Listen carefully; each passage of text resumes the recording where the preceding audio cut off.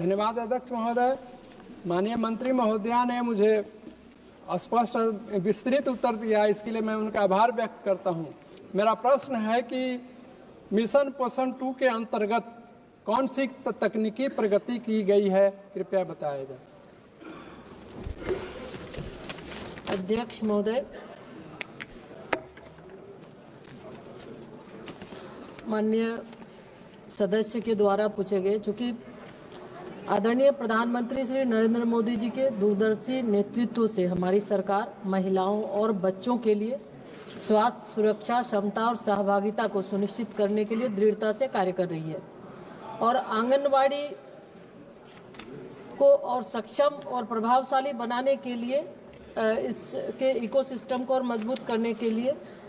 Mission पोषण 2.0 सक्षम anganwadi mission पोषण 2.0 के तहत, जिसमें कि 6 वर्ष से कम उम्र के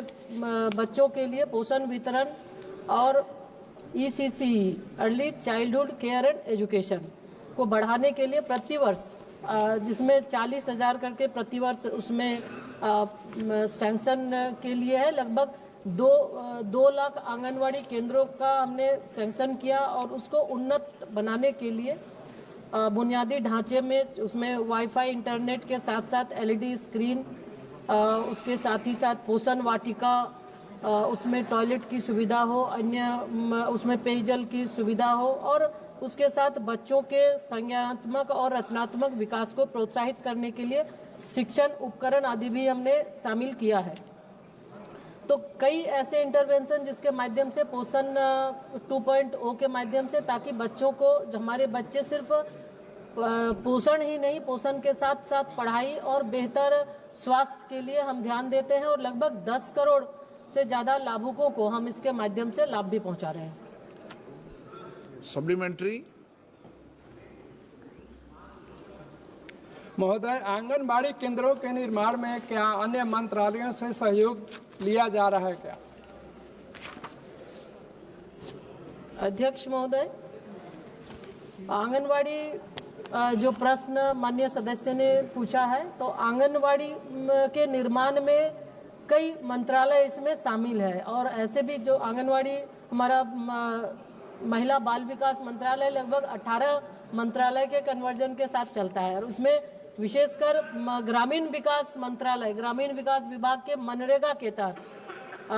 हम आंगनवाड़ी केंद्रों का निर्माण करते हैं, जिसमें 8 लाख रुपये मनरेगा के तहत, 2 लाख रुपये 15वें वित्त आयोग किसी अनाबद्ध राशि के तहत और 2 लाख रुपये हम प्रति आंगनवाड़ी विभाग के माध्यम से देते हैं, ताकि उसके आधारभूत संरचना का विकास हो। और उसी तरह से माननीय प्रधानमंत्री जी के नेतृत्व में प्रधानमंत्री जनजातीय आदिवासी महान्याय अभियान यानी PM जनमन के तहत 18 राज्यों और संघराज्य क्षेत्रों को शामिल किया गया है, जिसमें 75 विशेष रूप से कमजोर जनजातीय समूहों के लिए ये योजना है। इसके माध्यम से भी हम 2500 आंगनवाड़ी केंद्रों का इसमें निर्माण होना है, जिसमें अभी तक हमने 2000 आंगनवाड़ी केंद्र 2139 आंगनवाड़ी केंद्रों की स्वीकृति हमने दिया है और उसमें से 1001 आंगनवाड़ी उसमें कार्यशील भी है और जिसके तहत लगभग हम देखें तो 22,800 लाभुक उसमें लाभान्वित हो रहा है। उसके साथ साथ एक प्रधान धरती आबा जनजातीय ग्राम उन्नत अभियान के माध्यम से भी 2000 नए आंगनवाड़ी केंद्रों को स्थापित किया जाना है, सक्षम बनाना है और उसके साथ साथ वहाँ पे अन्य जो आंगनवाड़ी और 6000 है उसको भी सक्षम बनाना है। तो इस तरह हम कई विभागों के साथ मिलकर आंगनवाड़ी केंद्रों को सक्षम बना रहे हैं और ताकि उसका लाभ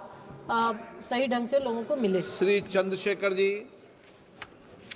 माननीय अध्यक्ष जी, धन्यवाद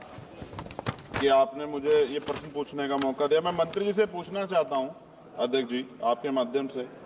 कि आंगनबाड़ी बहनें बहुत काम करती हैं और ये एक अच्छा विस्तृत कार्यक्रम है। क्या आंगनबाड़ी बहनों के वेतन जो मानदेय उनको मिलता है वो कितना है, और अगर ये सम्मानजनक मानदेय है उसकी भी जानकारी दें, और ये सम्मानजनक मानदेय नहीं है आपके, जब आप इसका उत्तर देंगे तो ये भी बता दें कि क्या उनके वेतन वृद्धि की कोई कार्यक्रम, कोई आपके पास रूपरेखा है? क्योंकि ये कार्य काम तो बहुत लिया जाता है, लेकिन उस तरह का सम्मानजनक मान्यता सर उनको नहीं मिलता। धन्यवाद सर। अध्यक्ष महोदय, क्योंकि आंगनवाड़ी की जो कार्यकर्ता हैं वो कार्यकर्ता उसी ग्रामीण उसी क्षेत्र के होते हैं और उनको 6 घंटे के लिए हम उनसे काम लेते हैं। निश्चित रूप से आज वो बहुत ही बेहतर काम कर रही है और विभिन्न राज्य सरकार भी अलग अलग तरीके से उनसे काम ले रही हैं। तो अगर हम देखें तो अलग अलग जो भारत सरकार के माध्यम से भी हम उनको मानदेय देते हैं और समय समय पर मानदेय में बढ़ोतरी भी होती है। मानदेय के अलावे भी हम उनको उनका जीवन बीमा, आयुष्मान भारत के तहत अभी हेल्थ कवरेज स्कीम से भी उनको हमने जोड़ा है और राज्य सरकार के द्वारा भी दिए जाते हैं। तो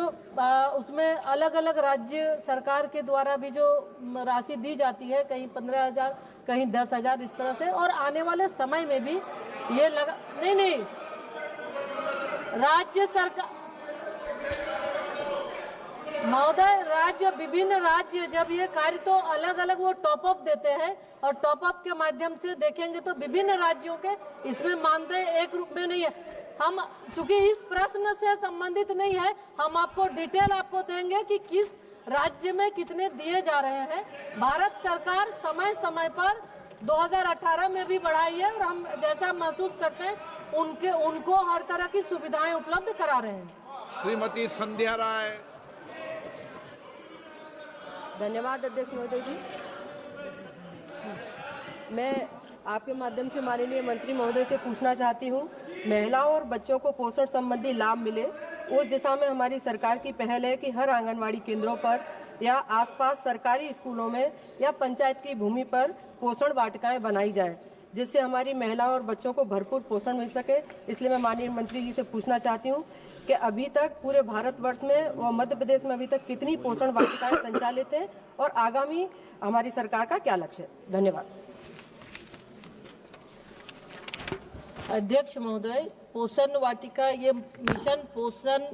मिशन आंगनवाड़ी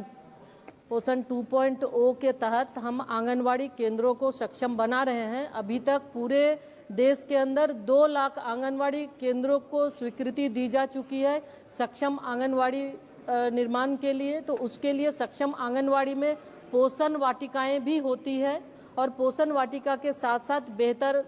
उसमें आधारभूत संरचना, टॉयलेट की व्यवस्था हो, पानी पीने की व्यवस्था हो, आरओ सिस्टम की भी व्यवस्था कर रहे हैं। और बच्चों के जो ECC की जो हम बच्चों को अनौपचारिक शिक्षा दे रहे हैं उसके लिए भी हम एक LED स्क्रीन देते हैं ताकि उसके माध्यम से बच्चों को अनौपचारिक तौर पे वो शिक्षा ग्रहण कर सके। तो इसके तहत राज्य सरकार से जो हमारे पास अभी प्रस्ताव आए 2 लाख का हमने स्वीकृति दिया है और उसके तहत बहुत लगभग 15,000 से ज़्यादा सक्षम बन चुके हैं, जहां पोषण वाटिकाएं भी हैं। और अन्य जगहों पे भी अगर आंगनवाड़ी केंद्र के अंदर अगर जगह नहीं है तो हम ये राज्य सरकार से कहते हैं कि वो दूसरे जगह भी कोई भी सार्वजनिक या सरकारी भूमि है वहां पर भी वो पोषण वाटिका बनाए ताकि उस पोषण वाटिका के माध्यम से बच्चों को पौष्टिक भोजन और हरी साग